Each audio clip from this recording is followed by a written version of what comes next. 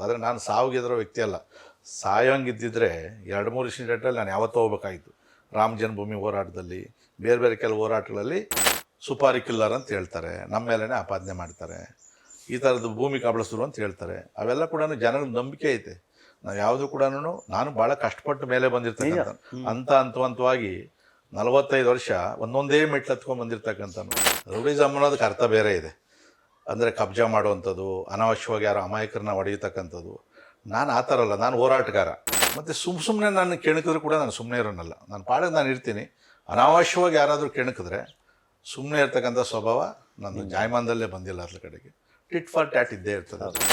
ಆದರೆ ನನ್ನನ್ನು ಸುಪಾರಿ ಕೊಟ್ಟು ಹೊಡಿಬೇಕು ಅಂಥೇಳಿ ಯಾರು ನನ್ನ ಮೇಲೆ ಸುಳ್ಳು ಆಪಾದನೆ ಮಾಡಿದರು, ಪೊಲೀಸವ್ರ ತನಿಖೆಯಲ್ಲೂ ಕೂಡ ಅದು ಸುಳ್ಳು ಅಂತಾಯಿತು. ನಂದು ಹಿಂದೆ ಒಂದು ಕಷ್ಟಪಟ್ಟು ತಗೊಂಡಿರೋ ಚಿನ್ನನ ಕಡಿಮೆ ಬೆಲೆಗೆ ಮಾರೋಕ್ಕಾಗತ್ತಾ? ಒಳ್ಳೆ ಬೆಲೆ ಸಿಗೋ ಕಡೆ ಮಾರಬೇಕು. ಇಷ್ಟು ಕಡಿಮೆ ಚಿನ್ನಕ್ಕೆ ಅಧಿಕ ಬೆಲೆ ಕೊಡೋದು ಅಭಯ ಗೋಲ್ಡ್ ಬಯರ್ಸ್ ಮಾತ್ರ. ಈಗ ನಾನು ನಿಮ್ಮ ಯಲಹಂಕಕ್ಕೆ ಬರ್ತೀನಿ. ಯಲಹಂಕದ ಜನ ವಿಶ್ವನಾಥ್ ಅವರು ಶಾಸಕರಾದ ಮೇಲೆ ನೆಮ್ಮದಿಯಾಗಿದ್ದಾರೆ ಅಂತ ಅನ್ಸುತ್ತೆ ಸರ್? ಅಲ್ಲ, ಎಲ್ಲರೂ ನೆಮ್ಮದಿಯಾಗಿದ್ದಾರೆ ಅಂತಲ್ಲ, ಆದರೆ ನೆಮ್ಮದಿಯಾಗಿದ್ದಾರೆ.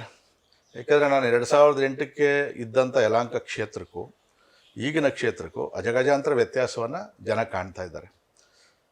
ಅಂದರೆ ನಗರ ಬೆಳೀತಾ ಇದೆ, ಮತ್ತು ನಾವು ಇನ್ಫ್ರಾಸ್ಟ್ರಕ್ಚರ್, ರಸ್ತೆ ಇರ್ಬೋದು, ಮೂಲಭೂತ ಸೌಕರ್ಯಗಳನ್ನು ತಕ್ಕ ಮಟ್ಟಿಗೆ ಕೊಟ್ಟಿದ್ದೀವಿ. ಸೊ ಇದರಿಂದ ಇಡೀ ನನ್ನ ಕ್ಷೇತ್ರದ ಭೂಮಿ ಬೆಲೆ ಗಗನಕ್ಕೆ ಹೊರಟೋಗೈತೆ. ರೈತರು ಕೂಡ ಜಮೀನು ಮಾರಲಿ ಅಂತ ನಾನು ಹೇಳೋದಿಲ್ಲ, ಆದರೆ ರೈತನ ಹತ್ರ ಇವತ್ತು 1 ಎಕರೆ ಇದ್ದರೆ ಅವನ ಹತ್ರ 2 ಕೋಟಿ ರೂಪಾಯಿ ಇದ್ದಾಗೆ. ಒಳ್ಳೊಳ್ಳೆ ಶಾಲೆಗಳು ಬರ್ತಾಯಿದೆ, ಆಸ್ಪತ್ರೆಗಳು ಬರ್ತಾಯಿದೆ, ಮಾಲ್ಗಳು ಬರ್ತಾಯಿದೆ, ಒಂದಷ್ಟು ಜನ ಲೋಕಲ್ದವ್ರಿಗೆ ಉದ್ಯೋಗ ಸಿಗ್ತಾಯಿದೆ. ಆದರೂ ಕೂಡ ಏನು ಪೂರ್ಣ ಸಮಾಧಾನ ಅಲ್ಲ. ಮೂಗಿರೋರ್ಗೂ ನೆಗಡಿ ತಪ್ಪಲ್ಲ, MLA ಇರೋವ್ರಿಗೂ ಕೆಲಸ ತಪ್ಪೋದೇ ಇಲ್ಲ ಅದರದ್ದು. ಬಟ್ ಸ್ವಲ್ಪ ಮಟ್ಟಿಗೆ ಸಮಾಧಾನವಾಗಿದ್ದಾರೆ ಜನ. ಇಲ್ಲಾಂದರೆ ನಾನು 4ನೇ ಬಾರಿಗೆ 65,000 ಲೀಡ್ ಕೊಟ್ಟು ಗೆಲ್ಲಿಸ್ತಕ್ಕಂಥ ಇಂಥ ಸಂದರ್ಭದಲ್ಲಿ ಪರಿಸ್ಥಿತಿ ಉದ್ಭವ ಆಗ್ತಾ ಇರಲಿಲ್ಲ. ಆ ವಿಶ್ವಾಸ ಇರೋದಕ್ಕೋಸ್ಕರನೇ ಜನ ಒಂದೊಂದು ಚುನಾವಣೆಯಲ್ಲೂ ಕೂಡ ನನ್ನ ಅಂತರವನ್ನು ಜಾಸ್ತಿ ಮಾಡ್ಕೊಂಡು ಹೋಗ್ತಾ ಇದ್ದಾರೆ. ಈಗ ಕುಮಾರಸ್ವಾಮಿ ಅವರು ನಿಮ್ಮ ಮೈತ್ರಿಕೂಟದಲ್ಲೇ ಇದ್ದಾರೆ, ಬಟ್ ಅವ್ರ ಜೊತೆಗೆ ಒಂದು ಸಣ್ಣ ಸಂಘರ್ಷ ನಿಮಗೆ ಅವಾಗವಾಗ ಆಗ್ತಾನೆ ಇರುತ್ತೆ. ಅಂದರೆ ಅದು ಮಾಧ್ಯಮಗಳ ಎದುರಲ್ಲಿ ಅವ್ರು ಮಾತಾಡೋದು, ನೀವು ಮಾತಾಡೋದು. ಅವ್ರು ನಿಮ್ಮನ್ನು ಏಕಾಏಕಿ ಒಂದ್ಸಲಿ ರೌಡಿ ಅಂದ್ಬಿಡ್ತಾರೆ. ಹೌದಾ? ನಿಮ್ಮ ಸುತ್ತ ರೌಡಿಗಳನ್ನ ಇಟ್ಕೊಂಡು ಓಡಾಡ್ತೀರಾ ನೀವು? ಈಗ ಅವ್ರ ಸುತ್ತಲೂ ರೌಡಿಗಳಿದ್ದಾರೋ, ನಮ್ಮ ಸುತ್ತಲೂ ರೌಡಿಗಳಿದ್ದಾರೆ. ರಾಜಕಾರಣಿಗಳು ಅಂದ್ರೆ ಎಲ್ಲರೂ ಬರ್ತಾರೆ. ನಾನು ರೌಡಿಸಮ್ ಮಾಡಿದರೆ, ರೌಡಿಸಮ್ ಅನ್ನೋದಕ್ಕೆ ಅರ್ಥ ಬೇರೆ ಇದೆ.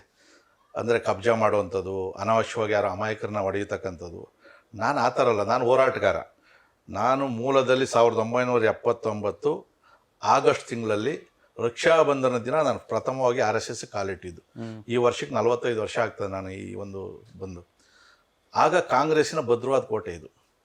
ಜಾಫರ್ ಶರೀಫ್ ಅಂತ ಪ್ರಬಲವಾದಂಥ ಮಂತ್ರಿ ಇದ್ದಂಥವ್ರು, ಬಸವಲಿಂಗಪ್ಪ ಅಂತ ಪ್ರಬಲವಾದಂಥ ಮಂತ್ರಿ ಇದ್ದಂಥವ್ರು. ಅವರನ್ನು ಎದುರಿಸಿ ನಾನು ಇಲ್ಲಿ ಪಾರ್ಟಿ ಕಟ್ಟಬೇಕಾದ್ರೆ ಅನೇಕ ಹೋರಾಟಗಳಾಗಿದೆ, ಒಡೆದಾಟಗಳಾಗಿದೆ, ಕೇಸ್ಗಳಾಗಿದೆ, ಜೈಲಿಗೆ ಹೋಗಿದ್ದೀವಿ. ಸೊ ಈ ಸಂದರ್ಭದಲ್ಲಿ ಏನು ಅಂತಂದರೆ ಸಂಘರ್ಷದ ಕಡೆಯಿಂದ ಬಂದಿರೋದ್ರಿಂದ ಸಹಜವಾಗಿ ಕೆಲವರು ಹಂಗೆ ಅನ್ಬೋದು. ಮತ್ತು ಕೆಲವರು ನನ್ನ ಜೊತೆಯಲ್ಲಿ ಯಾರವರು ಕೆಲವು ರೌಡಿ ಲಿಸ್ಟಲ್ಲಿರ್ಬೋದು, ಇನ್ನೊಂದಿರ್ಬೋದು, ಯಾವುದೋ ಕಾರ್ಯಕ್ರಮಗಳಲ್ಲಿ ಬರ್ತಾರೆ, ಫಂಕ್ಷನ್ಗೆ ಹೋಗಿರ್ತೀವಿ, ಅಲ್ಲೆಲ್ಲ ಒಂದು ಕಡೆ ಫೋಟೋ ತೆಗಿತಾರೆ, ಈ ಥರ ಹೇಳಿರ್ತಕ್ಕಂಥದ್ದು ಯಾವ ಭಾವನೆಯನ್ನು ಇಟ್ಕೊಂಡು ಕುಮಾರಸ್ವಾಮಿ ಅವ್ರು ಹೇಳಿದ್ರು ನನಗಂತೂ ಗೊತ್ತಿಲ್ಲ. ಎಲ್ಲರೂ ಬೇಕಾಗ್ತಾರೆ, ಹಂಗಂತೇಳಿ ಅವ್ರನ್ನ ಇಟ್ಕೊಂಡು ಅವ್ಯವಹಾರ ಮಾಡಬಾರ್ದು, ಅನ್ಯಾಯದ ಕೆಲಸ ಮಾಡ್ಬೋದು. ಈಗ ಒಬ್ಬ ರೌಡಿ ಅಂತಂದರೆ ಅವ್ನು ಬದಲಾವಣೆ ಮಾಡಿದ್ರೆ ತಪ್ಪೇನಿದೆ?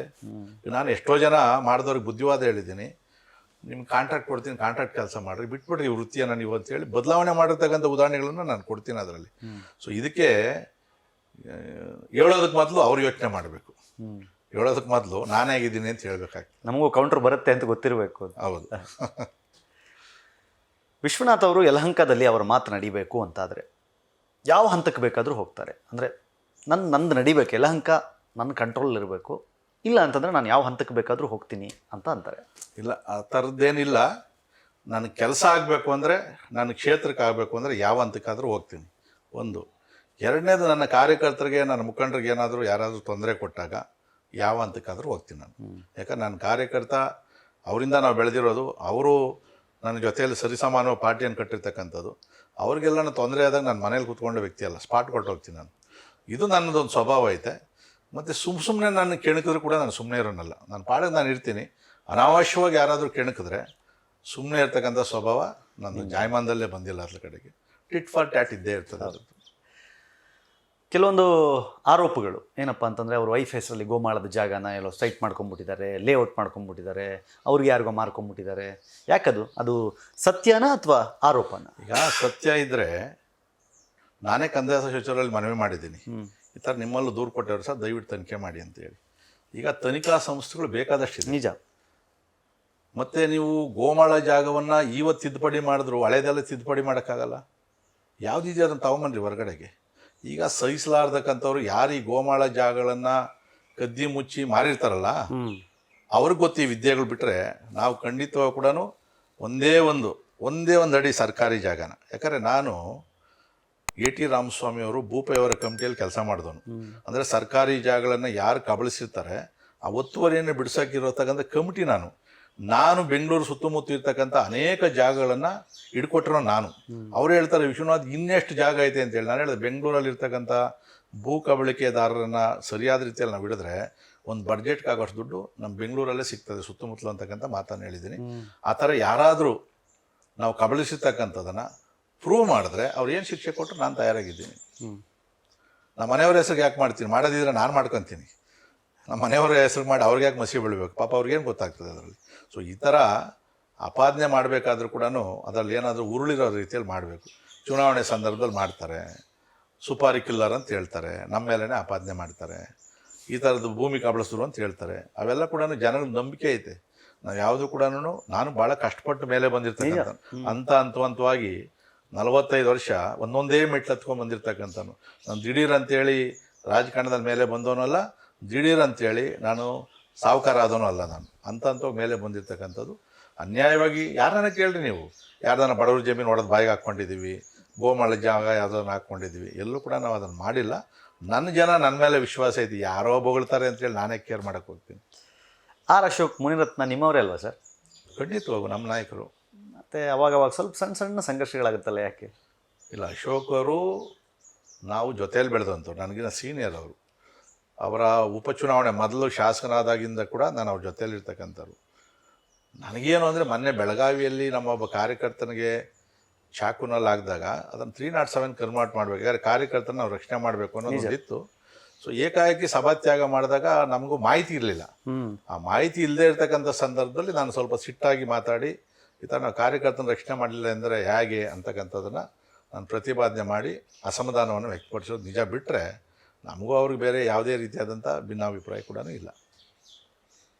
ನಿಮ್ಮನ್ನು ಸುಪಾರಿ ಕಿಲ್ಲರ್ ಅಂತ ಕರೀತಾರೆ, ಸಾಕಷ್ಟು ಜನ ಆರೋಪ ಮಾಡ್ತಾರೆ. ಎಲೆಕ್ಷನ್ ಟೈಮ್ ಸುಪಾರಿ ಕಿಲ್ಲರ್ ಹಂಗೆ ಹಿಂಗೆ.